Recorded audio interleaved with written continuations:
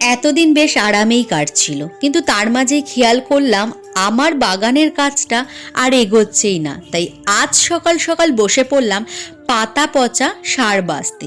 জানো তো, আমি যাকে ভালোবাসি না তার জন্য সব কিছু করতে পারি।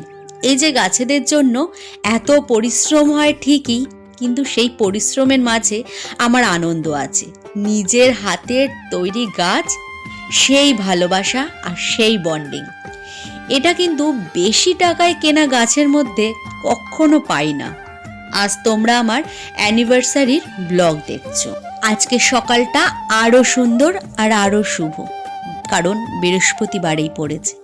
ঘর বাড়িটা একদম ঝকঝকে পরিষ্কার পরিচ্ছন্ন করে নিচ্ছি। এদিকে আমার বরের কাণ্ড দেখবে, আনন্দে মাথাটাই খারাপ হয়ে গেছে। মাঝে মাঝে ভাবি দুই পাগল এক জায়গায় আছি বলেই হয়তো জীবনটা হেসে খেলে কেটে যাচ্ছে। আর আজ সকালেই পুজোর মিষ্টি ফুল সবটাই আনিয়ে নিয়েছি। তবে জানো, মনে পড়ে ছোটবেলার কথা। এক বৃহস্পতিবার স্নান করে লক্ষ্মীর পাঁচালি পড়তে বসেছিলাম। পাতাগুলো এত লম্বা ছিল যে পড়তে পড়তেই 11:45 বেজে যায়।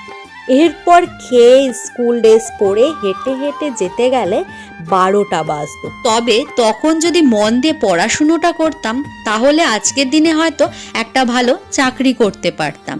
সেটা আমার বড়ি আমাকে বলে যে তুমি এখন যত সিরিয়াসভাবে ভিডিওর কাজ করো, এত এফোর্ট দাও, এই এফোর্টটা একটু পড়াশুনোয় দিতে, দেখতে লাইফে আলাদাই কিছু হতো।